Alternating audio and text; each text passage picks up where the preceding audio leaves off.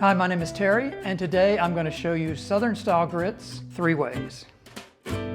I start my grits with milk. So we're going to start with 1 cup of milk, and I usually get the milk up to about right starting to boil. So as you see, there's a boil going, and so we're just going to add these a little at a time and just be sure you stir. I do 1 to 2 ratio, so I do a 1/2 cup of grits and we're doing 1 cup of milk, and you need to be stirring all the time to start the grits. Put just a little bit of salt in there, and as you can see, it's getting creamy, and that's exactly what you want. This has been cooking about 3 to 5 minutes. Some people love it like that, and I know it probably just looks like, oh my God, how could people even eat it? And then other people are like, give me that. I'm ready for it right now and I want more. So then we're going to add a little bit of butter. We're going to add Gruyère, and we're going to add, I use a little Parmesan, and so we're going to melt that cheese in really well. So now we have cheese grits, and as my mom would do it for her breakfast, this is so complicated, she would have this and a little butter on top. So those are the basic grits. We're going to take the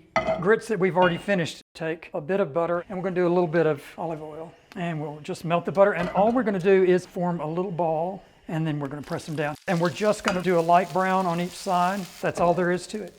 We're going to take now the cake that we made, and we are going to find a spatula first of all. And for a nice little Jewish touch, we're going to just have a little bit of cream cheese, and then we're going to take a little piece of smoked Novalox and do whatever you want to do with it. I like to make a little floret, and then we'll do a few chives on there.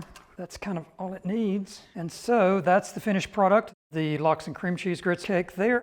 Okay. So this is the 3rd iteration of the grits. We're going to do shrimp and grits. We're just going to take a little bit of Italian parsley, just a rough chop, about a 1/2 shallot, garlic, and green onion. Also a little fresh thyme I like to put in there. So now we're ready to assemble. So we're going to start with butter and, of course, a little more olive oil. We're going to season the butter with a little bit of thyme. You can put the stem in, and then we're going to go in with garlic, shallots, parsley, and green onion, and then we're going to put in a few shrimp. This is paprika and a good pinch of cayenne pepper. And we just get a pink on these on both sides.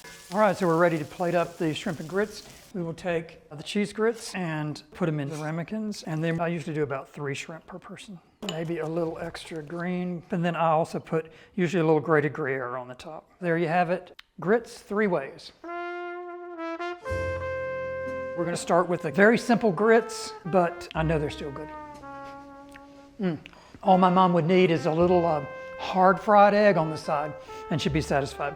Now the cake that we made with cream cheese and nice smoked Novalox